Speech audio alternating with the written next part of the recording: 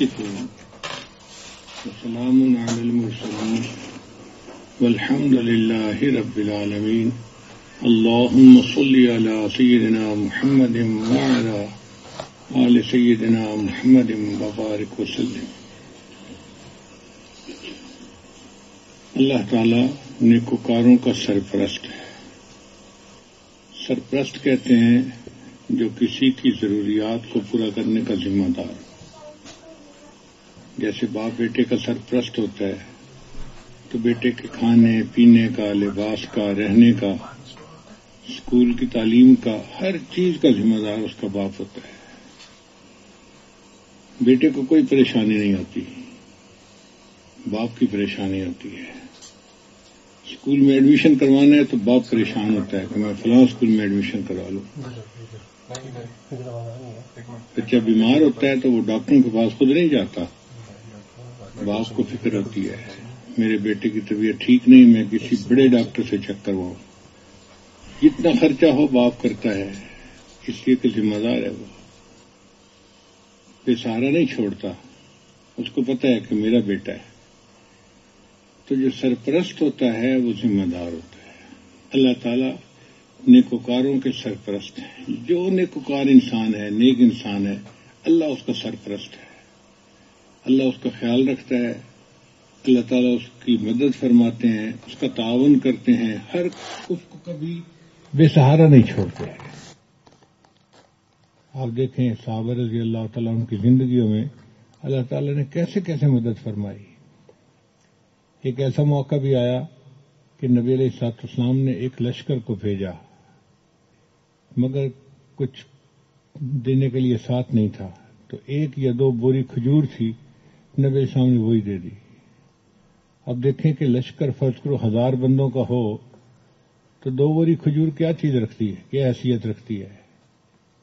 لیکن صحابہ کرام نے اس 2 بوری کھجور کے اوپر ہی گزارا کر لیا. پورے دن میں ہر مجاہد کو 2 کھجوریں ملتی. پھر ایک وقت آیا کہ 1 کھجور ملنی شروع ہو گئی. 1 کھجور کے اوپر 24 گھنٹے گزار سکتا ہے کوئی؟ آپ کو 1 کھجور آج دینا اور کہیں کہ 24 گھنٹے اور کچھ نہیں کھانا، تو اگلے دن آپ چلتے ہوئے گرتے پڑے ہوں گے. اتنی کمزوری ہو جائے گی 1 کھجور کھا کے. اور اگر 1 ہفتہ 10 دن اس طرح گزارے پھر تو پڑے رہیں گے، کھڑے ہونا مشکل ہو جائے گا. صحابہ کرام کا بھی یہی حال تھا. بہت ویکنیس ہو گئی تھی. بیٹے نے پوچھا ابو سے کہ ابو آپ کو 1 کھجور ملتی تھی؟ جی بیٹا 1 کھجور ملتی تھی. اور بیٹا اس کھجور کی قیمت کا اندازہ اس دن ہوا جب وہ بھی ملنی بند ہو گئی. ابو پھر کچھ بھی نہیں تھا. کہیں درخت کوئی ایسا مل جاتا جس کے پتے کھائے جا سکتے ہیں، ہم درخت کے پتے چباتے تھے. اور اوپر سے کیا کہ پینے کو پانی بھی نہیں تھا. علاقہ ایسا تھا جہاں پانی نہیں تھا. بھوک اتنی اور اوپر سے پیاس اتنی. مان لگے کہ ہم کیا کرتے تھے کہ ہمارے منہ خشک ہو جاتے تھے اور اس خشکی کو دور کرنے کے لیے ہمیں پانی چاہیے ہوتا تھا، پینے کے لیے نہیں، منہ کی خشکی کو دور کرنے کے لیے. ہم جانور کو ذبح کرتے تھے اور جانور کے جو گوشت کے اندر نمی ہوتی ہے تھوڑی سی، وہ اپنے ہونٹوں سے لگا کے اپنی منہ کی خشکی کو دور کرتے تھے. آپ اندازہ لگائیں کتنی خشکی ہوگی. جانور کو ذبح کرتے تھے اور اس کی جو گوشت ہے اس میں جو نمی ہوتی ہے تھوڑی سی، اس کو اپنے منہ میں لے کے اپنے منہ کی خشکی کو دور کرتے تھے. جب امیر لشکر کو پتہ چلا تو اس نے منع کر دیا بھئی جانوروں کو ذبح نہ کرو، اونٹوں کو ذبح نہ کرو. وہ بھی ختم ہو گیا. اب نہ کچھ کھانے کو نہ کچھ پینے کو، اور سفر جاری ہے. اور یہ کوئی پکنک منانے نہیں جا رہے، یہ جہاد کے لیے جا رہے ہیں. کتنا مجاہدہ، کتنی تکلیف. مگر اس حال میں بھی اللہ نے ان کو بے سہارا نہیں چھوڑا. فرماتے ہیں کہ پھر ہم ایک ایسی جگہ پہنچے جو سمندر کا کنارہ تھا، اور وہاں پر ہمیں ایک بڑی مچھلی مل گئی. وہ مچھلی اتنی بڑی تھی کہ جب اس کا جو درمیان کا کانٹا ہوتا ہے نا، اس کو ہم نے کھڑا کیا تو سامان سے لدا ہوا اونٹ اس کے نیچے سے گزر گیا. وہ کتنا بڑی مچھلی ہوگی بھائی. چنانچہ اس کے گوشت کو بھون کے کھایا. سارے لشکر نے کھایا اور اس کی آنکھ اتنی بڑی تھی کہ بندہ آنکھ کے اندر چلا جاتا تھا. اتنی بڑی آنکھ. میں نے بھی ایک مرتبہ ایک بڑی مچھلی کو دیکھا, سمندر کے کنارے تھی, تو میں نے اپنے سر کا حساب لگایا اور اس کی آنکھ کا حساب لگایا تو اس کی آنکھ میرے سر سے بڑی تھی. اب آپ بتائیں, بندے کے سر سے آنکھ بڑی ہو تو کتنی بڑی آنکھ ہوگی. وہ اتنی بڑی مچھلی تھی کہ آنکھ کے اندر بندہ چلا جاتا تھا. پھر اس میں سے بہت سارا تیل بھی نکلا اور گوشت بھی نکلا اور اس کو کھانا شروع کیا, حتیٰ کہ پورا لشکر اسی گوشت کو کھاتا رہا اور پورا واپسی کا سفر وہ گوشت کام آیا.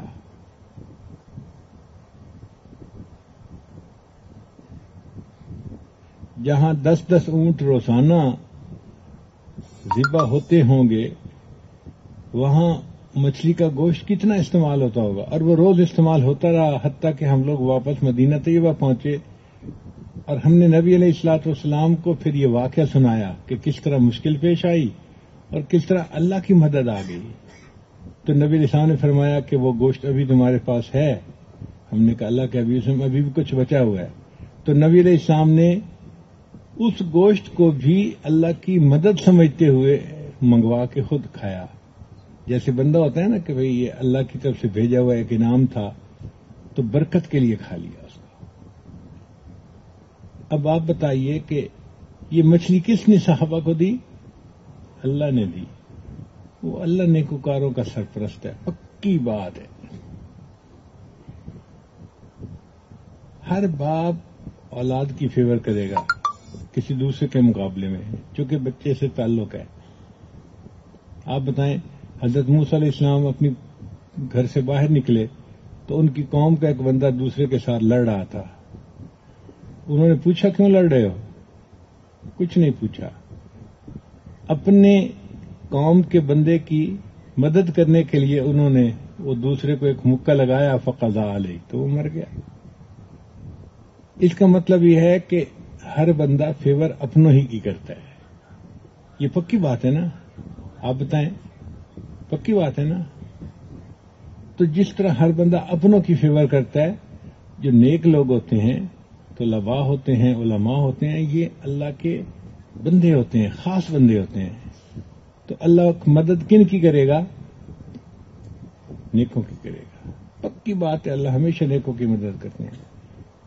اور جب اللہ کی مدد کی نیت ہوتی ہے تو پھر اس بندے کو کوئی پریشانی نہیں ہوتی. میری عادت نہیں ہے اپنے واقعات سنانے کی, لیکن میں آپ کو ایک دو واقعات سناؤں تاکہ یہ مضمون آپ لوگوں کو سمجھ میں آ جائے. یہ شوگر مل ہے قریب, یہاں پر میں نے تقریباً 18 سال انجینئر کے طور پہ نوکری کی. آیا تھا تو انجینئر تھا, پھر ترقی ہوتی گئی تو میں جنرل مینیجر بھی بن گیا. یہاں میں نے آ کے دیکھا تو ایک بچہ تھا, بچہ تو نہیں مطلب نوجوان تھا, چہرے سے اچھا سمجھدار نظر آتا تھا, مگر وہ کام کرتا تھا کلی کا. کلی کہتے ہیں سامان اٹھا کے دینا. اس کی تنخواہ بھی تھوڑی ہوتی ہے, اور ان پڑھ لڑکے عام طور پہ رکھتے ہیں وہاں. جو ان پڑھ بندہ ہوتا ہے کہ سامان اٹھا کے دینا ہے, اس نے کام تو کرنا کچھ نہیں. تو وہ مجھے محسوس ہوا کہ بچہ تو پڑھا لکھا ہے لیکن یہ کلی کی ڈیوٹی کیوں کر رہا ہے. میں نے اس کو پوچھا, اس نے کہا جی باپ غریب ہے اور اس وقت میری تو پڑھنے کی عمر ہے, مگر والد نے کہا کہ بیٹا کچھ نوکری کرو تاکہ گھر کا خرچہ چلے, تو میں نوکری کرنے آ گیا ہوں. مجھے اس کے ساتھ ایک ہمدردی ہو گئی. میں نے دل میں نیت کر لی کہ اس بچے کی مدد کرنی ہے, اس کو سکھانا بھی ہے. میں نے اسے کہا کہ میں آپ کو کام سکھاؤں گا, آپ سیکھیں گے؟ اس نے کہا جی آپ سے. اس کو میں نے کام سکھانا شروع کر دیا. اب جب اس کو کام سکھاتا گیا تو وہ کام میں آگے بڑھتا گیا. اب جب سال کے بعد وقت آتا انکریمنٹ وغیرہ کا تو اس کی پروموشن ہو جاتی. وہ پہلے کلی تھا، پھر ہیلپر بن گیا، پھر ہیلپر کے بعد وہ اسسٹنٹ الیکٹریشین بن گیا، پھر وہ الیکٹریشین بن گیا، پھر وہ سینئر الیکٹریشین بن گیا، پھر وہ سپروائزر بن گیا، پھر وہ فور مین بن گیا۔ اب فور مین بڑی اچھی پوسٹ ہوتی ہے۔ ہر بندے کی اس پر اب نظر تھی کہ یہ کلی سے فور مین بن گیا، تو مجھے پتا تھا کہ لوگ اس بات پر اعتراض بھی کر سکتے ہیں، تو میں کیا کرتا تھا کہ پورے سال میں اس کی جہاں رپورٹ لکھنی ہوتی تھی وہ بہت اچھی لکھتا تھا۔ چنانچہ سال کے آخر پہ جب اس کی پروموشن کا وقت آتا تھا تو مجھے کہنے کی ضرورت نہیں پڑتی تھی، باقی سارے لوگ کہتے تھے اس کی رپورٹ کو دیکھ کے کہ جی اس بچے کا کام اس کو تو ضرور پروموٹ کرنا چاہیے، اور میں اندر اندر خوش ہوتا تھا کہ میرا مقصد پورا ہو گیا، مگر زبان سے نہیں کہنا پڑتا تھا۔ اور اس کے لیے میں سال کے آخر پہ نہیں کچھ کرتا تھا، پورا سال مجھے پتا تھا کہ میں نے اس بچے کو آگے بڑھانا ہے۔ چنانچہ فور مین کے بعد آگے انجینئر بنانا یا آگے بڑھانا وہ مالک کا کام ہوتا تھا، تو ہم اس کی رپورٹ اچھی لکھتے رہتے تھے کہ اس بچے نے یہ کام کیا۔ جہاں اچھا کام ہوتا ہم اس کا نام ضرور درمیان میں شامل کر دیتے۔ وہ تو پورا گروپ کرتا ہے، لوگ کرتے ہیں، مگر اس کا نام خاص طور پہ لکھ دیتے کہ بھئی یہ بچہ بھی تھا اس میں۔ نتیجہ کیا ہوا کہ اس کو مالک نے انجینئر بنایا۔ پھر انجینئر کے بعد مالک نے یہاں پر ایک گتے کا پلانٹ لگایا، تو اس کو اس کے لیے مینیجر کی ضرورت تھی۔ اس نے مجھ سے مشورہ کیا کہ بھئی اس کے لیے میں نے مینیجر بنانے ہیں، کس کو بناؤں؟ کسی فیکٹری میں کوئی بندہ تمہاری نظر میں ہو تو مجھے بتاؤ۔ تو میں نے ایک دو بندے بتا کے ان کو کہا جی کہ آپ باہر سے بندہ کیوں رکھتے ہیں، ہمارے اپنے پاس ایک بندہ ہے جو یہ کام کر سکتا ہے۔ اس نے کہا کون سا؟ میں نے کہا وہ فلاں لڑکا جس کو آپ نے انجینئر بنایا نا، وہ مینیجر بن سکتا ہے۔ اللہ کی شان دیکھیں، مالک نے اس کو مینیجر بنا دیا، یعنی وہ میرے ہاتھوں سے کلی سے ایز ہیلپر بنا اور میرے ہی قلم سے بالآخر وہ بندہ مینیجر بنا، پوری فیکٹری کا مینیجر۔ وہ نیچے سے اتنا اوپر کیسے پہنچا کہ میرے دل میں اس کے ساتھ ایک تعلق تھا اور میں اس کی مدد کرنا چاہتا تھا۔ تو میں آپ لوگوں کو یہ بات سمجھانا چاہتا ہوں کہ جس طرح دنیا میں کوئی افسر خوش ہو تو وہ نیچے والے کو بہت اوپر پہنچا دیتا ہے، جب اللہ تعالیٰ کسی بندے سے خوش ہوں تو اللہ اس کو کہاں پہنچائیں گے؟ سوچنے کی بات ہے نا۔ تو ہم اللہ کو خوش کریں، اور اللہ کیسے خوش ہوتے ہیں؟ کیوں طلباء عزیز بتاؤ نا، اللہ تعالیٰ کیسے خوش ہوتے ہیں؟ نیکی کرنے سے خوش ہوتے ہیں اور گناہ کرنے سے اللہ تعالیٰ ناراض ہوتے ہیں۔ اللہ تعالیٰ ہماری مدد کرنا چاہتے ہیں، رکاوٹ ہمارے گناہ بنتے ہیں۔ ہم اگر گناہ کرنا چھوڑ دیں تو کوئی مسئلہ ہی نہیں، اللہ تعالیٰ ہمیں بے سہارا نہیں ہونے دیں گے، لیٹ ڈاؤن نہیں ہونے دیں گے، اللہ تعالیٰ ہمیشہ مدد فرمائیں گے۔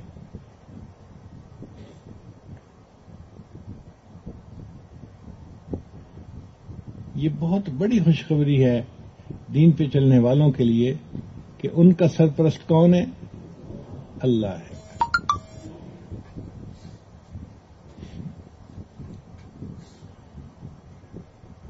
آپ دیکھیں کتنی حکومتیں آئیں، ہم مدارس کو ختم کر دیں گے، ہم کر دیں گے، ہم ختم کر دیں گے، خود سارے ختم ہو گئے، مدارس آج تک موجود ہیں۔ تو مدارس کو کس نے بچایا؟ اللہ نے بچایا، اور اللہ محافظ ہے دین کا۔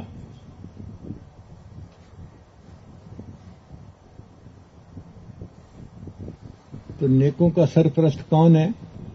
اللہ ہے۔ چنانچہ ایک صحابی کا واقعہ ہے کہ وہ قضاء حاجت کے لیے باہر گئے،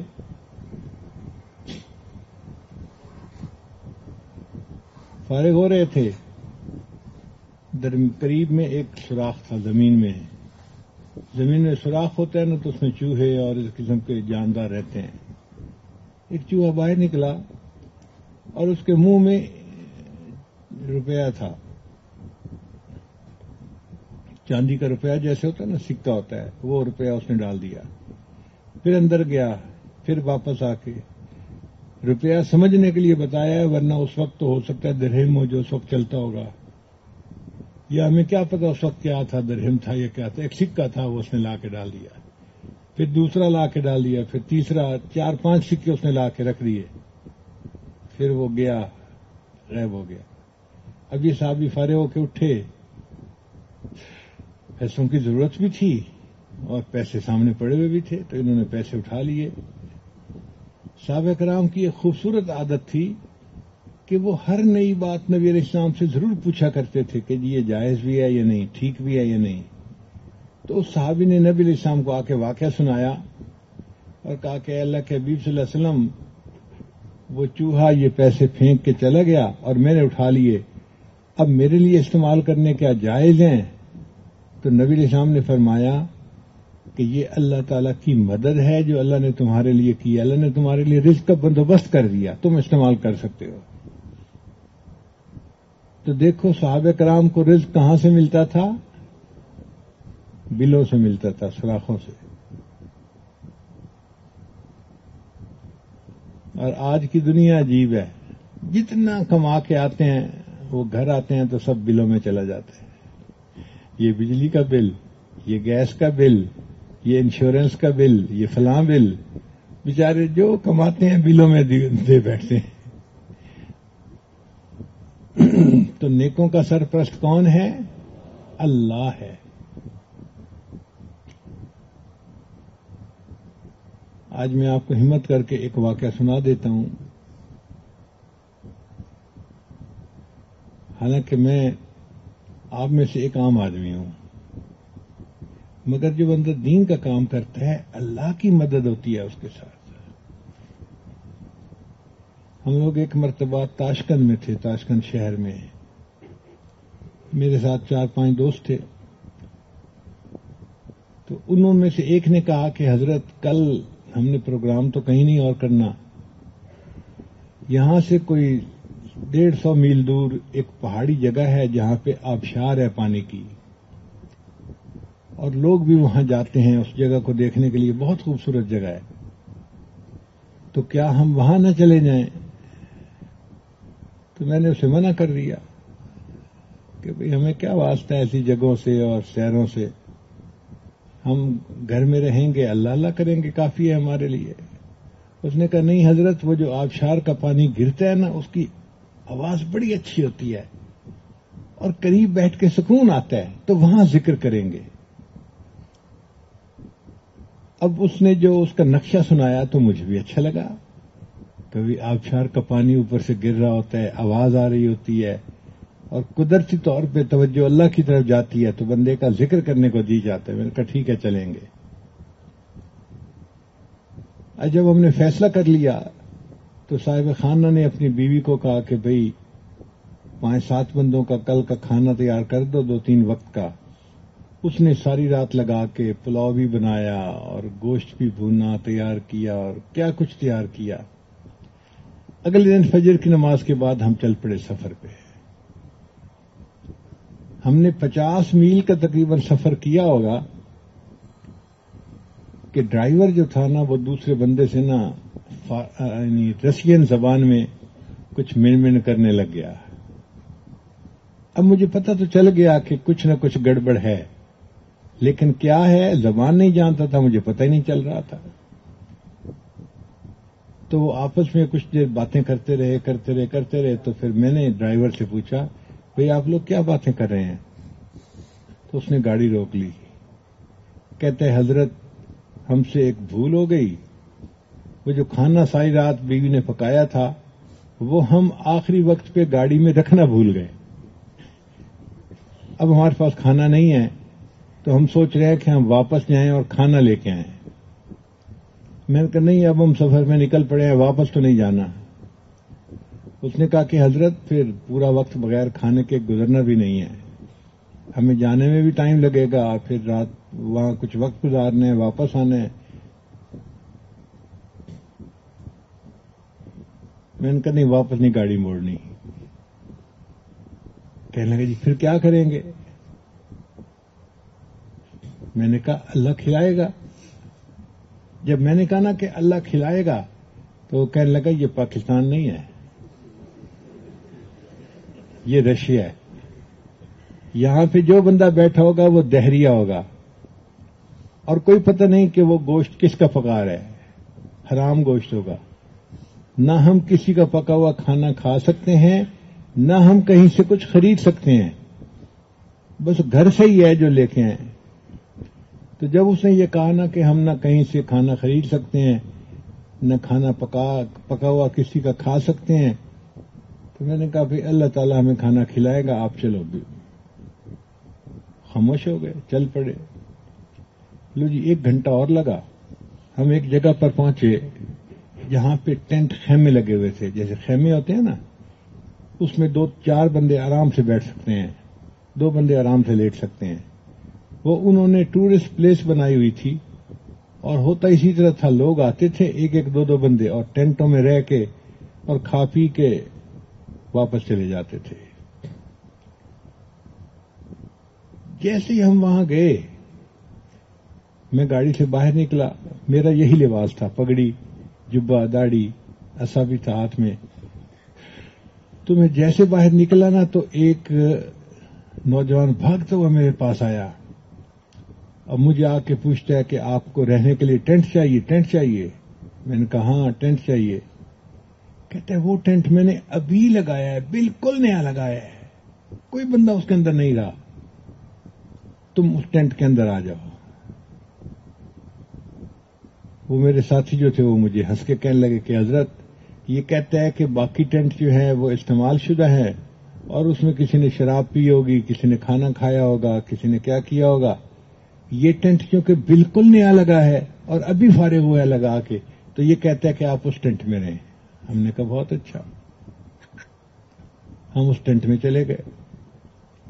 اب میں ٹینٹ کے باہر کھڑا ہو گیا اور میں نے ساتھیوں کو کہا کہ بھئی سامان گاڑیوں سے لے آؤ اور یہاں بیٹھ جاؤ. وہ سامان لے آئے اور جیسے ہی میں ٹینٹ کے اندر داخل ہونے لگا نا، ایک بندہ آیا اور اتنا بڑا تھال اس نے گوشت کا، جو پکا ہوا گوشت تھا، وہ ہاتھ میں یوں لیا ہوا تھا. اب مجھے آ کے کہنے لگا کہ یہ آپ کے لیے ہے. تو میں نے اپنے ساتھی کو کہا کہ اس سے پوچھو کہ یہ کیا لایا ہے، کیوں لایا ہے. اس نے کہا جی میں ان کے لیے کھانا لایا ہوں. اس نے پوچھا بھی کھانا کیسے لائے ہو؟ اس نے کہا وہ سامنے دیکھو، وہ ہمارا گھر ہے، اوپر پہاڑ کے اوپر، چونکہ پہاڑ تھا نا، پہاڑ کے اوپر گھر تھا. کہتا ہے میری بیوی نے گھر میں کھانا بنایا اور اس نے نیچے دیکھا تو اس کو آپ نظر آئے، پگڑی جبہ داڑھی والے، اور ہم مسلمان ہیں میاں بیوی. اس نے مجھے دیکھ کے کہا کہ میں نے آج عرصے کے بعد کسی بندے کو مسلمان کی شکل میں دیکھا ہے. اب مجھے لگتا ہے کہ یہ بندہ جو نظر آ رہا ہے نا مجھے، یہ مسلمان ہے اور اس کو بھوک لگی ہوگی. تم جاؤ یہ کھانا اس کو دے کے آؤ، اپنے لیے میں کھانا الگ بنا لوں گی. اب جب اس نے وہ کھانا ہمیں دیا تو میں نے اپنے دوستوں کو دیکھا. میں نے کہا دیکھو بھئی ابھی تو آپ ٹینٹ میں بیٹھے ہی نہیں، اللہ نے کھانا پہلے بھیج دیا. تو کہنے لگے جی واقعی اللہ تعالیٰ نے ہمارے لیے کھانے کا بندوبست کر دیا. ہم بیٹھے اور ہم نے خوب کھانا کھایا. میرا خیال ہے ایک بندے نے 4-4 5-5 کلو گوشت کھایا ہوگا، کیونکہ گوشت ہی پکا ہوا تھا، بکرا پکا ہوا تھا پورا، یا 2 بکرے پکے ہوئے تھے، کوئی پتہ نہیں اس کا. جب اچھی طرح پیٹ بھر کے کھانا کھا لیا تو پھر ہم تھوڑی دیر کے لیے سو گئے. 1 گھنٹے بعد اٹھے، پھر ہم نے ظہر کی نماز پڑھی. تو وہ کہنے لگے چلیں جی ادھر چلتے ہیں. ہم وہاں گئے جہاں آبشار تھی. واقعی بڑی خوبصورت جگہ تھی، بہت ہی خوبصورت جگہ تھی. پہاڑ، اوپر سے پانی نیچے گر رہا ہے اور چٹانیں پڑی ہوئی ہیں، اور پانی کے اندر بھی چٹانیں جو ہیں وہ بڑی بڑی تھیں. تو ہم چٹانوں میں سے ایک بڑی چٹان تھی، اس کے اوپر جا کر بیٹھ گئے. اور میں نے ان ساتھیوں کو کہا کہ دیکھو بھئی ہیں تو ہم نقشبندی، لیکن آج ہم یہاں پر جہری ذکر کریں گے لا الہ الا اللہ کا، تحلیل کا ذکر کریں گے. کہنے کہ جی کیسے کرنا ہے؟ میں نے ان کو تحلیل کا سبق سکھایا کہ ایسے کرنا ہے. پھر ہم سب نے بیٹھ کے وہاں پر لا الہ الا اللہ، لا الہ الا اللہ. اتنا مزہ آیا، سبحان اللہ. ہمیں وقت کا ہی پتہ نہیں چلا کہ وقت آدھا گھنٹہ گزرا ہے، 1 گھنٹہ گزرا ہے یا 2 گھنٹے گزرا ہے. آپ حیران ہو گئے کہ جب ہم نے ذکر ختم کیا، دعا کروائی، تو ساتھی آ کے کہنے لگا حضرت 3 گھنٹے گزر گئے ہیں، ہمیں 3 گھنٹے وقت گزرنے کا پتہ ہی نہیں چلا۔ خیر ہم باہر آئے اس جگہ سے، اب ہم نے عصر کی نماز پڑھی، عصر کی نماز پڑھ کے ہم واپس چل پڑے۔ جب ہم واپس چل پڑے تو ہم کوئی 1 گھنٹہ چلے ہوں گے، 1.5 گھنٹے کا سفر تھا، 1 گھنٹہ پہاڑی سفر چلے ہوں گے کہ آگے جو سڑک تھی اس کے اوپر بڑی بڑی چٹانیں گری پڑی تھیں۔ پتہ چلا اوپر سے پہاڑ گرا تھا، ٹوٹ کے چٹانیں جیسے گرتی ہیں، اور بڑی بڑی چٹانیں گری ہوئی تھیں۔ اتنی بڑی چٹان کہ آپ یوں سمجھ لیں کہ جیسے یہ ہمارا 2 پلرز کے درمیان کی جگہ نظر آ رہی ہے نا، اتنا چورس پیس ہو ایک چٹان کا، تو ایک چٹان اتنی تھی اور کئی چٹانیں پڑی ہوئی تھیں۔ گاڑی رک گئی۔ میں نے ساتھی کو کہا کہ بھئی پولیس والے سے پوچھو کہ اب کیا ہوگا۔ اس نے کہا جی کہ ہم نے کرینیں منگائی تو ہیں، لیکن میرا ذاتی خیال یہ ہے کہ ان چٹانوں کو یہاں سے ہٹانے میں ہمیں 24 گھنٹے لگ جائیں گے، اور آپ لوگوں کو 24 گھنٹے انتظار کرنا پڑے گا۔ ہم نے کہا کہ بھائی 24 گھنٹے ہم سڑک کے اوپر کھڑے ہو کے انتظار کریں، یہ تو ٹائم بہت زیادہ ہے۔ اس نے کہا جی دوسرا طریقہ یہ ہے کہ آپ واپس چلے جائیں اور پہاڑ کے دوسری طرف سے اپنے گھر چلے جائیں۔ ایسا کرنے میں 36 گھنٹے لگتے تھے، اتنا بڑا فاصلہ تھا۔ میں نے کہا بھائی اب 2 آپشن ہیں، یا تو انتظار کریں 24 گھنٹے کھڑے رہیں، یا پھر ڈرائیور کو واپس بھیجیں، 36 گھنٹے میں گھر پہنچے گا۔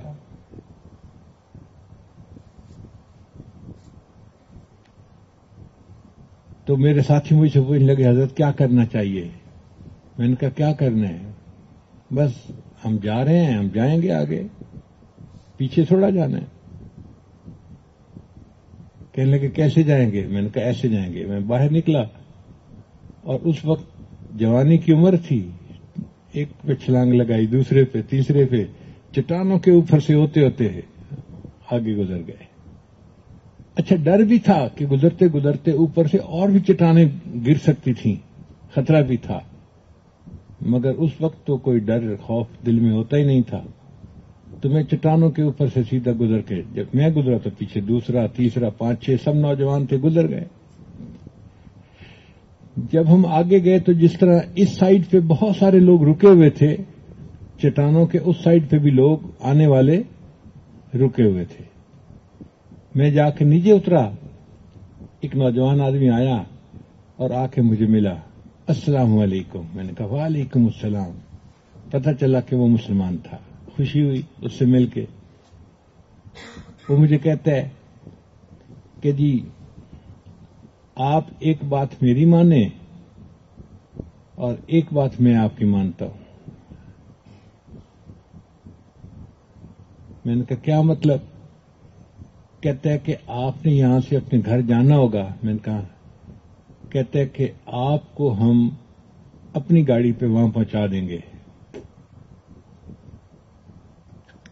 تو یہ بات تو ہم نے آپ کی مان لی، اب ایک بات آپ میری مانیں۔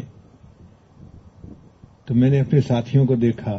اچھا مجھے خوشی اس بات کی تھی کہ اللہ نے گاڑی کا بندوبست کر دیا، ہماری گاڑی تو پیچھے رکی ہوئی ہے، اور آگے جو آدھے گھنٹے کا سفر تھا وہ پیدل چلنا تو مشکل تھا، تو اللہ نے گاڑی کا بندوبست کر دیا۔ میں نے خوش ہو کے اپنے دوستوں کو دیکھا، میں نے کہا دیکھو یہ گاڑی کا بندوبست ہو گیا۔ وہ کہنے لگے جی یہ ساتھ یہ بھی کہہ رہا ہے کہ ایک بات میری بھی مانے۔ میں نے کہا اس سے پوچھے کیا بات ماننی ہے؟ تو جب ہم نے اس سے پوچھا تو اس نے نیچے اشارہ کیا، نیچے دریا تھا، جیسے گلگت جاتے ہوئے نا پہاڑ ہوتا ہے اور نیچے دریا نظر آتا ہے اور کنارے کنارے پہ گاڑی جا رہی ہوتی ہے، اس نے نیچے دریا کی طرف اشارہ کیا۔ تو وہاں چند لوگ بیٹھے ہوئے تھے۔ کہتا ہے جی کہ وہ میرے گھر کے لوگ وہاں بیٹھے ہوئے ہیں، اور میری امی نے مجھے دیکھ کے کہا ہے کہ جاؤ اس بندے کو لے کے آؤ، کھانا ہمارے ساتھ کھائے۔ بھوک تو پہلے لگی ہوئی تھی، رات ہو گئی تھی۔ تو میں نے ساتھیوں کو کہا دیکھو بھائی اللہ تعالیٰ نے سواری کا بھی بندوبست کر دیا اور کھانے کا بھی بندوبست کر دیا، اب چلو نیچے چلتے ہیں۔ ہم جی پہاڑ سے نیچے اترے، کافی نیچے جانا تھا، اور وہاں گئے۔ وہاں انہوں نے مشروم بنائے ہوئے تھے۔ مشروم کو کیا کہتے ہیں؟ کھمبی۔ میں نے اپنی زندگی میں کھمبی کو پکا ہوا پہلی مرتبہ کھایا، اس سے پہلے نہیں ایسے کبھی کھایا تھا۔ سنتے تھے لیکن کھایا نہیں تھا، اور اتنی لذیذ بنی ہوئی تھی کہ مجھے آپ یوں سمجھیں کہ آج بھی بیٹھے ہوئے اس کا اچھا ذائقہ محسوس ہو رہا ہے، اتنی مزے کی بنی ہوئی تھی۔ جب وہاں پہنچے تو میں نے کہا کہ پھر پہلے نماز پڑھ لیتے ہیں، کھانا بعد میں کھائیں گے۔ کہنے لگے ٹھیک ہے۔ ہم نے جی نماز پڑھی، دریا کا بالکل کنارہ تھا۔ اب میں پریشان کہ بھائی اس کی والدہ، اس کی بیوی، اس کی بہنیں، عورتیں بھی ہیں، انہوں نے حجاب تو سر پہ کیا ہوا تھا، چہرے پہ پردہ نہیں تھا، تو ہم کیسے یہاں بیٹھ کے کھانا کھائیں؟ اور پردہ بھی نہیں لگا سکتے تھے۔ تو قدرتی ایک چٹان مجھے ساتھ نظر آئی پڑی ہوئی۔ میں نے انہیں مشورہ دیا کہ بھئی ایسے کرتے ہیں کہ ہم دسترخوان چٹان کے اس طرف بچھا لیتے ہیں اور عورتوں کے لیے چٹان کے اس طرف بچھا لیں۔ وہ لوگ بڑے خوش ہو گئے۔ ان کو اندر کا پتہ نہیں تھا کہ میں اصل میں چاہتا تھا کہ بھئی مردوں اور عورتوں کے درمیان پردہ رہے۔ ہم نماز پڑھ کے فارغ ہوئے تو جناب ہمارے لیے دسترخوان بچھا ہوا ہے، اور عورتیں جو تھیں وہ چٹان کی اوٹ میں دوسری طرف چلی گئی تھیں۔ ہم نے بیٹھ کے وہاں کھانا کھایا اور ہم وہاں سے پھر فارغ ہو گئے۔ اب ہم واپس چلے۔ میں نے اسے کہا کہ بھئی اب آپ لوگ تو اسی جگہ جانا چاہتے تھے جہاں سے ہم آ رہے ہیں، تو جتنی گاڑیاں تھیں اتنے ہی بندے ہوں گے، ہم 5-6 بندے، ہم کیسے جائیں گے؟ اس نے کہا جی نہیں، ہم جب آ رہے تھے تو قدرتاً میری والدہ نے مجھے کہا کہ بیٹا ایک گاڑی تم اپنے ضرورت سے زیادہ لے لو، کوئی گاڑی خراب بھی ہو سکتی ہے۔ تو ہم نے ایک خالی گاڑی لے لی تھی جو میرا بھائی چلا رہا تھا، وہ گاڑی خالی تھی۔ اب ہم نے واپس تو جانا ہی ہے تو خالی گاڑی میں آپ کو بٹھا دیں گے۔ ہم نے کہا الحمدللہ، لو جی ہم خالی گاڑی میں بیٹھ گئے۔ خالی گاڑی میں بیٹھ کے جب چلے تو پھر وہ بندہ میرے پاس آیا، کہتا ہے جی میری والدہ مجھے کہہ رہی ہے کہ اس بندے کو کہو کہ جہاں سڑک سے اس نے گزرنا ہے نا، بالکل اس کے کنارے ہمارا گھر ہے، اگر یہ ہمارے گھر میں 1 منٹ کھڑے ہو کے دعا کر دے تو میرا دل بڑا خوش ہو جائے گا، میں دعائیں دوں گی اس کو۔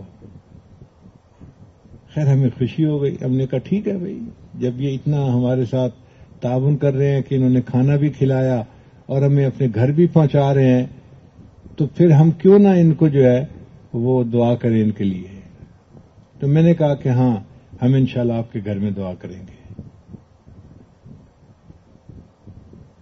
اللہ کی شان دیکھیں جی، جب ہم وہاں گئے اور ہم نے 1 منٹ کے لیے ان کے گھر میں قدم رکھا، دعا کی اور واپس جانے لگے، تو وہ بندہ آیا اور مجھے کہنے لگا جی کہ میری ماں نے آپ کے لیے ہدیہ دیا ہے، یہ آپ اپنے ساتھ لے کے جائیں۔ تو میں نے اس کو دیکھا تو وہ ہدیہ کیا تھا؟ 10 تولے سونے کی ٹکی تھی۔ 10 تولے سونے کافی قیمتی چیز ہوتی ہے، آج کل تو شاید 8-10 لاکھ کی قیمت بنتی ہے اس کی ٹکی ہوتی ہے بنی ہوئی، شروع میں جیسے آتی ہیں، تو وہ اس کے پاس تھی، اس کی والدہ کے پاس، اس نے وہ ہدیہ دے دی کہ جی یہ دے دو۔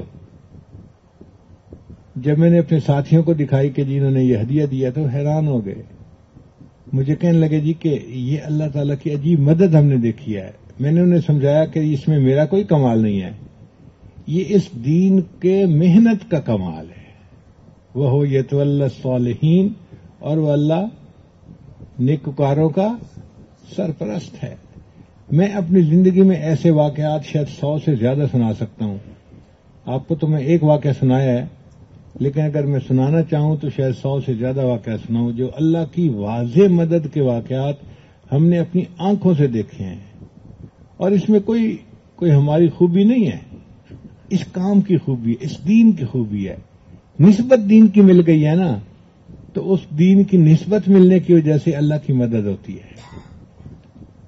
تو یہ بات ذہن میں بٹھا لیجئے کہ آپ نے جس راستے کو چنا ہے، علم کا پڑھنا، نیکی پہ چلنا، یہ ایسا راستہ ہے کہ اس راستے میں انسان کا سرپرست کون ہوتا ہے؟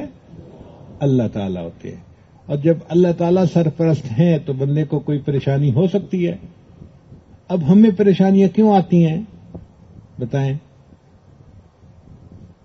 ہم اللہ تعالیٰ کو ناراض کر لیتے ہیں، اور جب ناراض ہوتا ہے نا بندہ تو پھر وہ کہتا ہے ٹھیک ہے، اس کی پٹائی ہونے دو.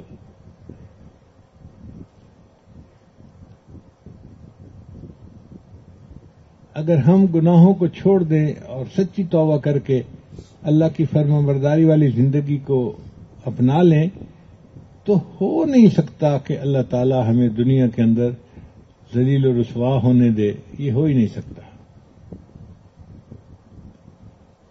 ہمیشہ اللہ مدد کریں گے اور اللہ تعالی ہمیں دنیا آخرت میں عزتیں عطا فرمائیں گے. وَهُوَ يَتَوَلَّى الصَّالِحِينَ، اور وہ اللہ نیکوکاروں کا، اونچا بولیے ذرا، نیکوکاروں کا سرپرست ہے. تو کچھ لوگ کہتے ہیں جی کہ اللہ مولویوں کی بڑی فیور کرتا ہے. میں دل میں ہنستا ہوں، میں کہتا ہوں الو کے پٹھو، مولویوں کی مدد نہیں کرے گا تو تمہاری کرے گا؟ داڑھی موڑتے ہیں، انگریزی پڑھ لی تو سمجھتے ہیں کہ ہم تو جی پتہ نہیں کیا بن گئے، اور پھر توقع رکھتے ہیں کہ اللہ مدد ہماری کرے. مولویوں کی کیوں کرتا ہے؟ بھئی وہ اس لیے مولویوں کی کرے گا کہ وہ دین پہ چلتے ہیں، دین کے محافظ ہیں، دین کی حفاظت کا کام کرتے ہیں اور اللہ کو خوش کرتے ہیں. اور اللہ جب کسی بندے سے خوش ہوتا ہے اس کے تمام مشکلات کو وہ آسان فرما دیتا ہے، اس کی مدد کرتا ہے. تو اس لیے آپ کو اگر کوئی کہے نا کہ تم یونیورسٹی میں نہیں پڑھے، تم انجینئر نہیں بنے، ڈاکٹر نہیں بنے، تم کیسے کھاؤ گے، کہاں سے کھاؤ گے، تو آپ کہیں ہمیں اللہ کھلائیں گے. کون کھلائیں گے؟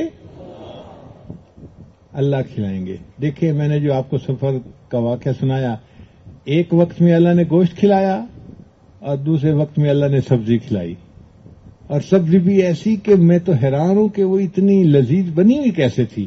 میں نے ان سے نام پوچھا اور پھر بعد میں مجھے احساس ہوا کہ اچھا یہ کھمبیاں پکا کے کھائی بھی جاتی ہیں. ہم نے پاکستان میں نہیں کھائی تھی پکا کے، اب تو شاید یہاں بھی شروع ہو گئی ہیں لیکن پہلے نہیں تھیں. بڑا مزے کا ذائقہ ہوتا ہے اور لذیذ سالن بنتا ہے اس کا. تو اللہ تعالیٰ نیکوکاروں کا سرپرست ہے. تو بھائی آپ اپنا سرپرست کس کو بنائیں گے؟ اللہ کو بنائیں گے. بس اللہ کو ناراض نہیں کرنا. جب ناراض نہیں کریں گے تو سرپرست تو وہ ہے. اس نے تو خود قرآن مجید میں اعلان کر دیا، وَهُوَ يَتَوَلَّى الصَّالِحِينَ، وہ اللہ نیکوکاروں کا سرپرست ہے. ہم نے ایک مرتبہ عمرے کا پروگرام بنایا. اس وقت ہم واشنگٹن میں امریکہ میں ٹھہرے ہوئے تھے. تو ڈاکٹر لوگ تھے جو جانے کے لیے ساتھ تیار ہو گئے.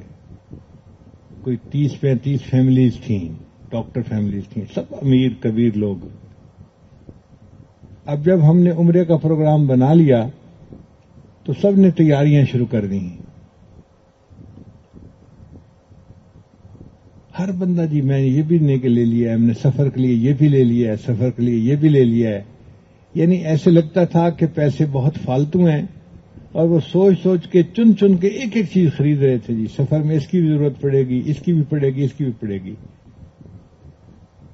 ایک ڈاکٹر میرے پاس آیا، حضرت میں نے اتنے پیسے بھی ساتھ رکھ لیے ہیں، اس کے چیک بنوا لیے ہیں، اور اتنے چیک میں نے اپنے نام کے بنوائے ہیں، اتنے بیوی کے نام کے، اتنا بیٹی کے نام کے، اتنا دوسری بیٹی کے نام پہ، اتنا بیٹے کے نام پہ.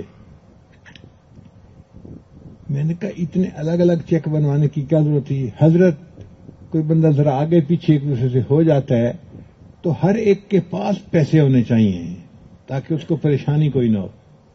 میں نے کہا ٹھیک ہے کرو تیاری جب یہ. اب انہوں نے بہترین انتظامات کیے. ایک آدمی تھا جو نیک آدمی تھا، بہت نیک نیت آدمی تھا، لیکن تھا ذرا سادہ، یعنی سیدھا سیدھا بندہ تھا. تو بیوقوفیاں بھی کر لیتا تھا کئی مرتبہ. اس نے بھی عمرے پہ جانے کے لیے درخواست دے دی. ایک ڈاکٹر میرے پاس آیا, حضرت اس کو آپ منع کر دیں, ہمارے ساتھ نہ جائے. میں کس کو منع کر سکتا ہوں کہ تم عمرے پہ نہ جاؤ, میں کیوں کروں؟ اس نے ارادہ کر لیا ہے, درخواست دے دی ہے, تو پھر ٹھیک ہے چلے. حضرت یہ ہمیں پریشان کرے گا, آپ کو پتہ ہے یہ تو بیوقوفیاں کرتا ہے, یہ کھڑا ہوگا اور اس کی وجہ سے ہمیں بھی کھڑا رہنا پڑے گا. مجھے ان ڈاکٹروں کو روکنا بڑا مشکل ہو گیا. ایک نے اعتراض کیا, دوسرے نے کیا, تیسرے نے کیا, تقریباً سب نے اعتراض کیا. کہنے لگے کہ اس کے ساتھ نہیں جانا, یہ ہمارے سفر کو مشکل بنا دے گا. اس کی بیوقوفیاں مشہور تھیں. تھا نیک آدمی مگر واقعی بہت ہی بھولا بھالا سا بندہ تھا. میں نے اس کو روکا نہیں. اللہ کی شان دیکھیے جی کہ سب لوگ عمرے کے لیے ایئرپورٹ پہ پہنچ گئے. اب سب لوگوں نے جو ہے وہ اپنی اپنی ٹکٹیں سامان چیک کروایا اور آگے چلے گئے.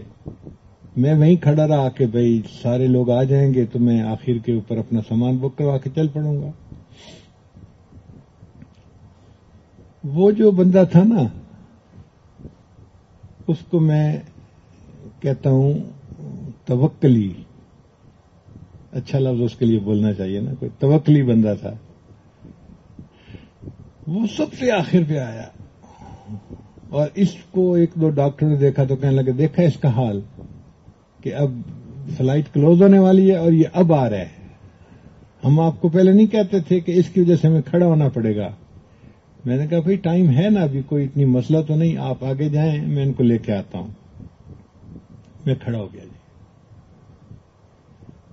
اچھا جی, وہ آخری ایک دو سواریوں میں سے ایک بندہ تھا. اب اس نے اپنا سامان چیک کروایا اور بورڈنگ پاس لے لیا اور جھومتا ہوا چلتا ہوا آ رہا ہے. اس کی عادت تھی ایسے جھوم جھوم کے چلتا تھا. تو آ رہا ہے تو اب میں سیریس تھا کہ بھئی اتنی دیر لگا دی اس نے آنے میں. تو میں نے اسے کہا, اس کا نام لے کے کہ کیا ہوا, آپ نے کیوں اتنی دیر لگا دی؟ تو وہ اپنا بورڈنگ پاس مجھے دکھاتا ہے. تو میں نے کہا بورڈنگ پاس تو مل گیا ہوگا, اس میں کون سی بات ہے؟ تو وہ پھر مجھے بورڈنگ پاس دکھاتا ہے. تو پھر میں نے اس کا نام لے کے کہا کہ بھئی بورڈنگ پاس کیوں دکھا رہے ہو؟ کہتے حضرت میں لیٹ تو ہو گیا لیکن فلائٹ فل تھی اور جتنے لوگ چیک ان ہو گئے سب کو سیٹیں مل گئیں. میری ٹکٹ کنفرم تھی, جب میں آیا تو سیٹ نہیں تھی. میں نے کہا پھر حضرت انہوں نے مجھے بزنس کلاس میں اپ گریڈ کر دیا, تو میرے پاس بزنس کلاس کا بورڈنگ پاس ہے. اب میں حیران کہ دیکھو بھائی یہ بندہ, باقی سارے جو ڈاکٹر صاحبان تھے وہ سب اکانومی کلاس میں بیٹھے ہوئے ہیں اور یہ جو ہے بزنس کلاس کا ٹکٹ لے کے بزنس کلاس میں چل کے بیٹھ گیا. خیر ہم جب آگے گئے تو دروازے سے جہاز میں داخل ہوئے تو سب کو وہ اکانومی کلاس میں بھیج رہے تھے. جب یہ گیا تو اس کو تو انہوں نے بزنس کلاس میں بھیج دیا. اب کھلی سیٹ, بڑی سیٹ جناب, یہ جا کے وہاں آرام سے نا ٹانگ پہ ٹانگ رکھ کے بیٹھ گئی. اچھا ایک ڈاکٹر میرے پاس آیا, حضرت وہ نظر نہیں آ رہا. میں نے کہا کوئی فکر نہ کریں اس کی, بس آپ بیٹھے. دوسرا میرے پاس آیا, حضرت وہ فلاں بندہ نہیں آیا, دیکھا ہم نے کہا تھا نا کہ وہ نہیں آئے گا, وہ ہمیں بھی جو ہے نا پریشان کرے گا اور خود بھی پریشان ہوگا. میں نے کہا وہ پریشان نہیں ہوتا, بس آپ پریشان نہ ہو. وہ سارا راستہ مجھ سے یہی پوچھتے رہے کہ وہ آیا نہیں آیا, آیا نہیں آیا. مجھے پتا تھا کہ وہ تو بزنس کلاس میں بیٹھا ہوا ہے. خیر سعودی عرب پہنچے ہم. اب سعودی عرب جب پہنچے تو وہاں پہ جب جہاز رکتا ہے تو بزنس کلاس والوں کو وہ پہلے گاڑیوں پہ اتار کے آگے لے جاتے ہیں اور جو اکانومی کلاس والے ہیں ان کو بعد میں اتار کے دوسری گاڑی میں لے جاتے ہیں. اب بزنس کلاس میں کوئی 15-20 بندے تھے, انہوں نے ان کو گاڑیوں پہ اتارا اور آگے پہنچا دیا اور پیچھے وہ جو 200-300 بندے تھے جن میں ڈاکٹر حضرات بھی تھے، سب گاڑیوں میں بیٹھے، بسوں میں بیٹھے اور پیچھے جا کے پہنچے۔ اب سعودی عرب میں جو امیگریشن ہے نا، وہاں پہ جب پہنچتے ہیں تو ہر جگہ کی لائن بنتی ہے، لمبی لائن بنتی ہے، تو کھڑا ہونا پڑتا ہے۔ اللہ کی شان دیکھیں کہ وہ جو بزنس کلاس کے 10-15 بندے پہنچے نا، تو اس وقت جو اگلی فلائٹ کے بندے تھے وہ بالکل فارغ ہو چکے تھے، کاؤنٹر خالی تھے، اور یہ بندے جیسے ہی وہاں پہنچے انہوں نے ان کے پاسپورٹ لیے، ٹھپا لگایا، ان کو کہا آگے چلے جاؤ۔ اچھا جی، یہ آگے جا کے نا شیشہ لگا ہوا تھا، آگے جا کے کرسی کے اوپر بیٹھ گیا۔ جب ہم پہنچے باقی سارے گروپ کو لے کے، تو اب سب کو کھڑا ہونا پڑا، وہاں بیٹھنے کی جگہ نہیں ہوتی، کھڑے ہونے کی جگہ ہوتی ہے۔ اب ڈاکٹر لوگ سارے 1 گھنٹہ کھڑے رہے، 1 گھنٹہ کھڑے ہو کے جب تنگ آ گئے تو مجھے آ کے پوچھیں، حضرت یہاں بیٹھنے کی بھی جگہ نہیں۔ میں نے کہا ہاں بھائی، یہاں اتنے لاکھوں لوگ آتے ہیں، کرسیوں کا انتظام کریں تو پھر تو یہ ایئرپورٹ ہی شہر کے برابر بڑا بن جائے، تو یہاں تو کھڑے ہونے کا ہی بندوبست ہے، کوئی بات نہیں۔ ایک آیا، حضرت وہ جو ہے نا جس کی آپ بڑی فیور کرتے ہیں، وہ آپ کی کرسی کے اوپر بیٹھا ہوا ہے، وہ کرسی کے اوپر بیٹھا ہوا ہے۔ میں نے کہا بھائی اللہ نے اس کو بٹھایا ہے تو تم پریشان کیوں ہوتے ہو؟ اب ان کے لیے کھڑا ہونا اتنی بڑی اذیت نہیں تھی، وہ توکلی کا کرسی پہ بیٹھنا بڑی اذیت تھی، کہ ہم کھڑے ہیں اور وہ کرسی پہ بیٹھا ہوا ہے۔ اچھا وہ بھی ایسا کہ جو ڈاکٹرز کی طرف دیکھتا تھا نا، دور سے ہاتھ ہلا کے بیٹھا سلام کر رہا ہے، اور میں دل میں کہتا تھا واہ میرے اللہ، جو بندہ آپ کے ساتھ بنا کے رکھتا ہے نا، آپ اس بندے کا واقعی بہت خیال کرتے ہیں۔ خیر جی، ہمیں کوئی 1 گھنٹہ لگا انتظار میں،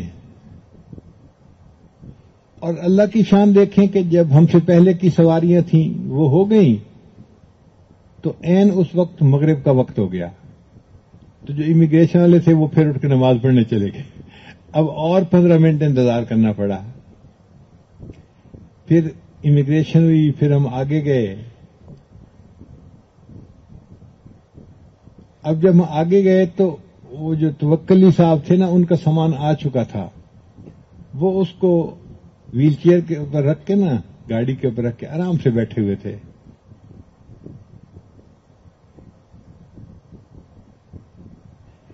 اب یہ گروپ پہنچا تو گروپ کو سامان لینے میں بھی کوئی اسی طرح کی دشواری پیش آ گئی۔ اب وہ بار بار کہیں جی کہ ہمارے ساتھ جو ہے نا وہ یہ کیوں ہو گیا ہے؟ میں کہوں بھائی کوئی کسی نے کچھ نہیں کیا، قدرتاً ہو جاتا ہے۔ وہ جی اس کا تو سامان بھی پہنچ گیا۔ ہم نے کہا کہ بھائی پوچھ لو ایئر لائن والے، جب ایئر لائن والوں سے پوچھا، ان کا جی بزنس کا سامان ہم نے سارا پہلے رکھ لیا تھا، اکانومی کا سامان فالتو ہو گیا تھا، وہ ہم وہیں چھوڑ آئے ہیں۔ لو جی، ڈاکٹروں کا سامان پیچھے اور توکلی کا سامان پہلے سے پہنچا ہوا ہے۔ ہم نے اس عمرے کے سفر پہ کتنی بار دیکھا، اس کے ساتھ اللہ کی کوئی خاص مدد تھی، اس کا کام ہو جاتا تھا، اور باقی جو اسباب پہ نظر رکھنے والے تھے وہ سب اٹ کے کھڑے ہوتے تھے۔ میں اس وقت بھی ان دوستوں کو یہی بار بار کہتا تھا کہ وہ یتولی الصالحین، وہ اللہ نیکوکاروں کا سرپرست ہے۔ میں انہیں کہتا تھا دیکھو یہ بندہ سادہ ہے، غریب ہے، لیکن اس بندے کے اندر نیک نیتی ہے، اور یہ سادہ بندہ ہے، نیکی کی زندگی گزارنے والا، ذکر اذکار کرنے والا ہے، اور اس کی وجہ سے اللہ اس کے مسئلوں کو آسان کر دیتے ہیں۔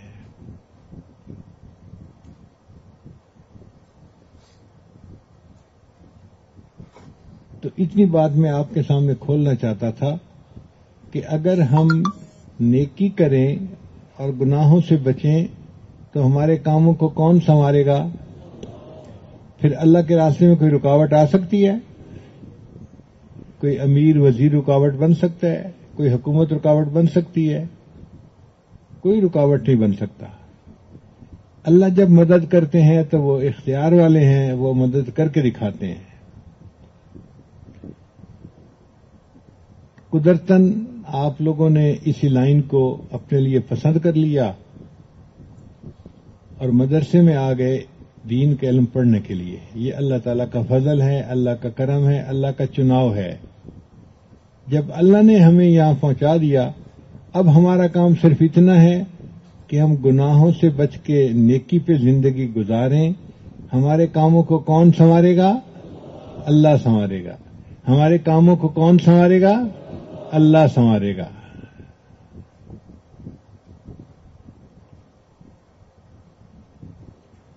وَهُوَ يَتَوَلَّى الصَّالِحِينَ.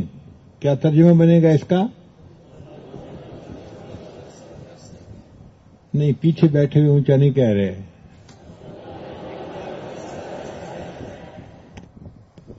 بھائی جس کو یقین ہے وہ تو کہے اونچا، جس کو نہیں یقین وہ بھی شکایستہ کہہ لے. اللہ تعالیٰ نیکوکاروں کا سرپرست ہے. اب جب ہمارا سرپرست اللہ ہو تو پھر بتائیں ہمیں کوئی پریشانی ہونی چاہیے؟ اسی لیے علماء کے دلوں میں سکون ہوتا ہے اور وہ پرسکون زندگی گزارتے ہیں. ان کو یقین ہوتا ہے کہ اس دین کے راستے میں ہمارے ساتھ اللہ کی مدد ہے. اللہ تعالیٰ ہماری مدد فرمائیں گے، ہمیں اللہ تعالیٰ کبھی تنہا نہیں چھوڑیں گے.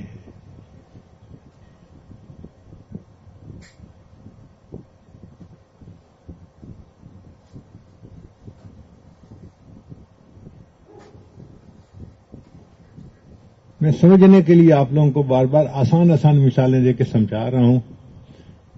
دیکھو یہ بچہ ہے چھوٹا محمد سرمد، میرا پوتا ہے، مجھ سے بہت محبت کرتا ہے، میں اسے محبت کرتا ہوں. اب آپ بتائیں کہ اگر اس کو کھانے کی ضرورت ہو تو میں اس کو کھانا پہنچاؤں گا یا نہیں پہنچاؤں گا؟ آپ بتائیں. اس کو پریشان ہونا پڑے گا؟ بالکل پریشان نہیں ہونا پڑے گا. اگر اس کو کہیں تعلیم کے لیے داخلے کی ضرورت ہے تو داخلے کی فیسیں کون بھرے گا؟ میں بھروں گا، چونکہ میں اس کا سرپرست ہوں. اگر خدا نہ خواستہ طبیعت ناساز ہو جائے تو علاج معالجے کے لیے میں خرچہ کرنے میں کمی کروں گا؟ کیوں نہیں کمی کروں گا؟ تو میں سرپرست ہوں. اگر وہ میرے پاس آ کر مجھے کہے کہ ابو جی مجھے اتنی ضرورت ہے فلاں چیز کی، تو میں اس کو وہ چیز مہیا کروں گا نا. یہ سادہ سی مثال ہے کہ اگر ایک بچے کے ساتھ باپ دادا کو محبت ہے تو باپ دادا اس کے لیے اتنا کچھ کر سکتے ہیں. اللہ کو جب اپنے بندے سے محبت ہوتی ہے تو اللہ اپنے بندے کے لیے سب کچھ کر سکتے ہیں. ہمارے لیے تو پھر بھی لمیٹیشنز ہیں کہ ہم کرنا چاہتے ہیں نہیں کر سکتے. بندے ہیں نا، مجبور ہیں. اللہ کے لیے تو کوئی مجبوری نہیں ہے نا. اللہ تو با اختیار پروردگار ہے، قدرت والا پروردگار ہے، اس کے ہاتھ میں ہر چیز ہے. تو جب اللہ سرپرست ہے تو پھر پریشان ہونے کی کیا ضرورت ہے؟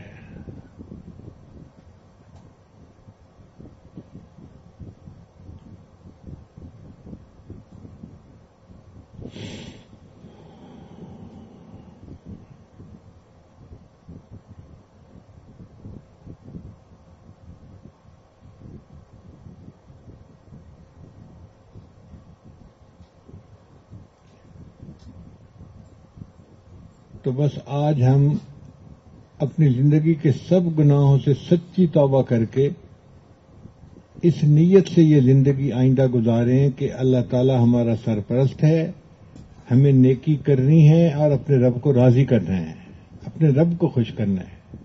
اس کی برکتیں آپ اپنی آنکھوں سے دیکھیں گے. اور یہ بھی ذہن میں رکھیں، اس کا یہ مطلب نہیں کہ پھر آج کے بعد ہم فرشتے بن جائیں گے، گناہ سرزد ہی نہیں ہوگا. ہو سکتا ہے گناہ سرزد ہو جائے، مگر جیسے ہی گناہ سرزد ہو فوراً استغفار کر کے نادم ہو کے اپنے اللہ کو رو دھو کے منا لیں، اللہ تعالیٰ فوراً مان جاتے ہیں. بات سمجھ آ گئی نا؟ چونکہ شیطان ہر طرف ٹانگ اڑاتا ہے نا، وہ آپ کے ذہن میں یہ ڈالے گا بھئی اللہ تو نیکوں کا سرپرست ہے اور تم نے تو بدنظری کر لی تھی، اب تم تو نیک ہو نہیں تو تم تو سرپرستی سے نکل گئے. یہ کبھی نہ سوچنا. اگر کوئی گناہ سرزد ہو جائے تو فوراً توبہ کے ذریعے سے اس گناہ کو بخشوائیں. ہم اگر توبہ کر لیں گے تو ہم اللہ تعالیٰ کی سرپرستی ہی میں رہیں گے، نکلیں گے نہیں اس میں سے. بات سمجھ آ گئی؟ تو اب پوری زندگی ہم نے کس کی سرپرستی میں گزارنی ہے؟ اللہ تعالیٰ کی سرپرستی میں. اور اس کا طریقہ کیا ہوگا؟ نیکی کریں گے، گناہ سے بچیں گے.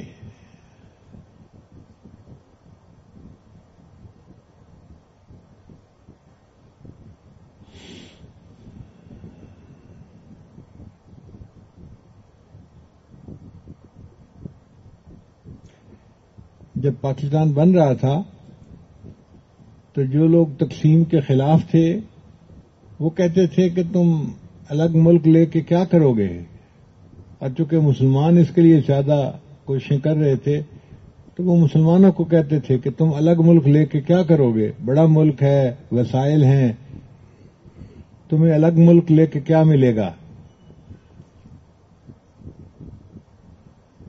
پھر جب ملک بالکل بننے کے لیے تیار ہو گیا تو لوگوں نے نعرے لگانے شروع کر دیے کہ تم ملک لوگے، وہ ملک ہوگا بھوکا اور وہ ملک ہوگا ننگا، نہ پہننے کو لباس ہوگا نہ کھانے کو کھانا ہوگا.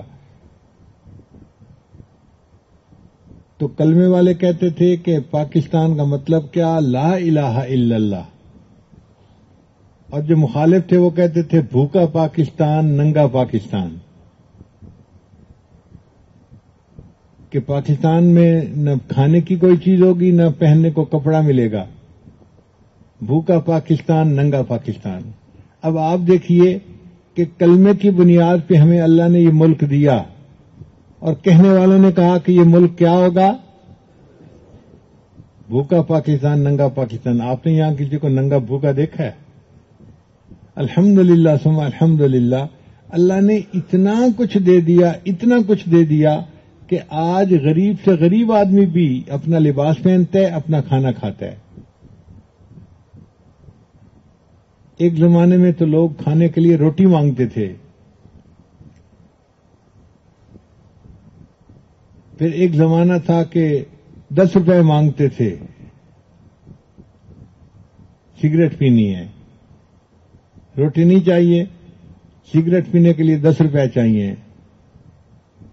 اور آج وہ وقت آ گیا کہ مانگنے والا فقیر جو ہے نا وہ 10 روپے نہیں مانگتا، کہتا جی 100 روپیہ دو.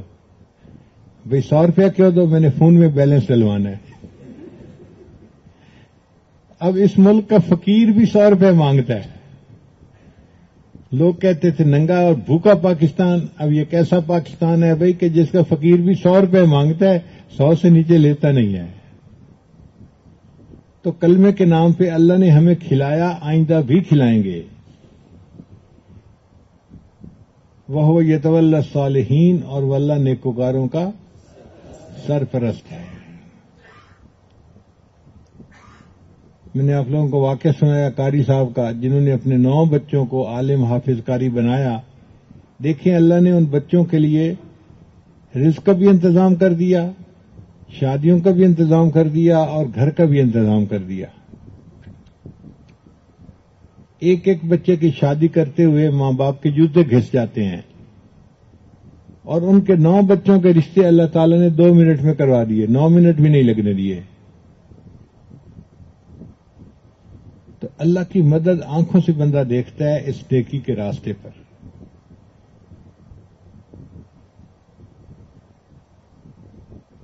وآخر دعوانا ان الحمد للہ رب العالمین. یہ عاجل توبہ کے کلمات پڑھے گا، آپ ساتھ ساتھ پڑھتے جائیے سچی نیت کے ساتھ. بسم اللہ الرحمن الرحیم. لا الہ الا اللہ محمد الرسول اللہ. آمنت باللہ وملائکتہ وکتبہ ورسلہ والیوم الآخر والقدر خیرہ وشرہ من اللہ تعالی والبعث بعد الموت.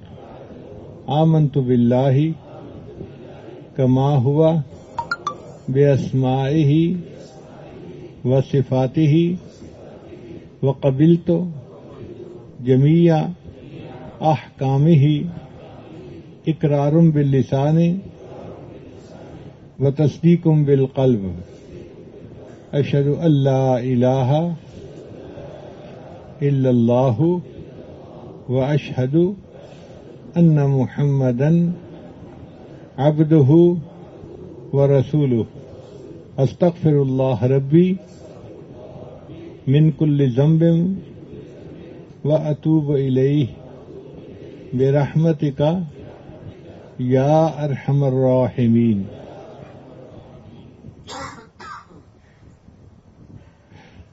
چند معمولات ہیں جن کو باقاعدگی سے کریں گے تو اللہ تعالیٰ دل کو منور کریں گے.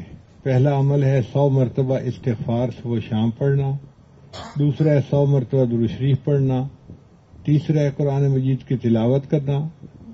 چوتھا ہے چلتے پھرتے اللہ کو یاد کرنا. اور پانچواں ہے مراقبہ کرنا. انشاءاللہ ان اعمال کو باقاعدگی سے کریں گے اللہ تعالیٰ دل کو منور کریں گے. اللہ تعالیٰ ہمیں اپنی یاد والی زندگی نصیب فرمائے. تھوڑی دیر کے لیے مراقب ہو جائیے, آنکھوں کو بند کر لیجئے, سر کو جھکا لیجئے. دنیا اور جو کچھ دنیا میں ہے اس سے ہٹ کٹ کے اللہ کی یاد میں ڈوب جائیے. مل قطرہ عشق محمد صلی اللہ علیہ وسلم, مل قطرہ عشق محمد دا بھئی تخت شاہیدی لوڑ نہیں. مل قطرہ عشق محمد دا بھئی تخت شاہیدی لوڑ نہیں.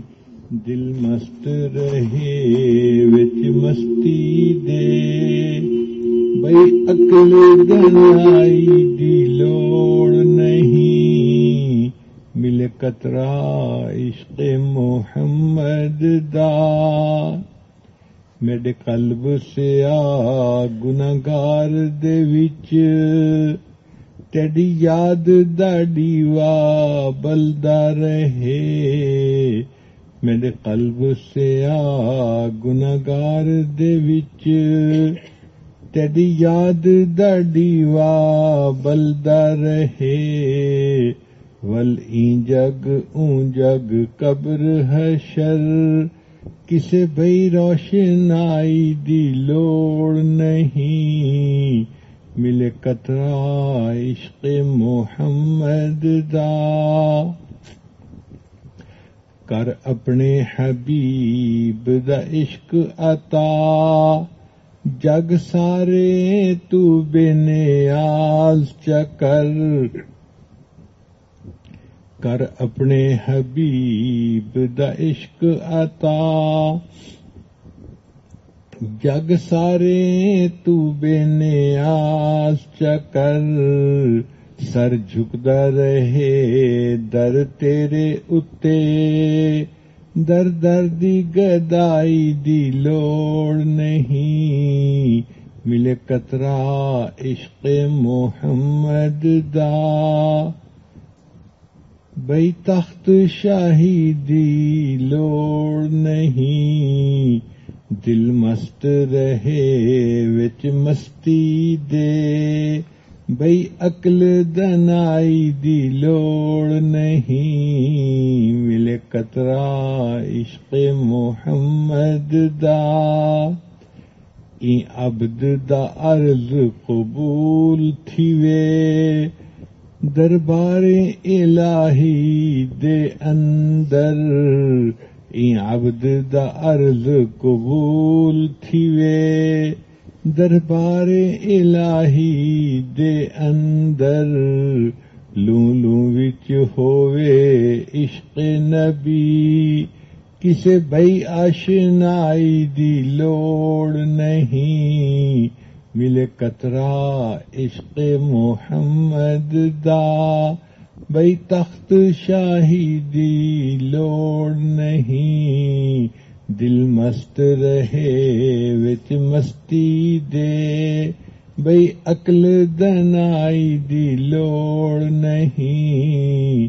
مل قطرہ عشق محمد دا میرے قلب سے آ گناہگار دے وچ تیری یاد دا ڈیوا بلدا رہے ول این جگ اون جگ قبر حشر کسے بئی روشنائی دی لوڑ نہیں مل قطرہ عشق محمد دا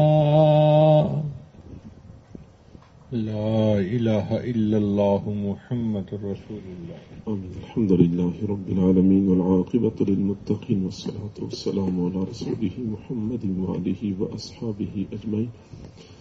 اے کریم پروردگار، ہم ظاہر میں بندے ہیں، حقیقت میں نہایت گندے ہیں۔ ہمارے باطن کی گندگیوں کو دور فرما، ہمارے ظاہر کی اصلاح فرما، ہماری نگاہوں کو پاک فرما، دل و دماغ کے خیالات کو صاف فرما۔ اے کریم پروردگار، گناہوں سے پاک صاف زندگی نصیب فرما، معصیت سے خالی زندگی نصیب فرما۔ میرے مولا، ہمارے وہ اکابر جو سال ہر سال اس حال میں گزارتے تھے کہ گناہ لکھنے والے فرشتے کو کچھ لکھنے کا موقع نہیں ملتا تھا، اللہ وہ بھی تو تیری دی ہوئی توفیق سے گناہوں سے بچتے تھے، ہمیں بھی گناہوں سے بچا لیجیے، ہمیں بھی گناہوں سے بچا لیجیے۔ گناہوں کی طرف اٹھنے والی نگاہوں کو جھکا دیجیے، متحرک زبانوں کو ساکت کر دیجیے، بڑھنے والے قدموں کو روک لیجیے، بڑھنے والے ہاتھوں کو روک لیجیے۔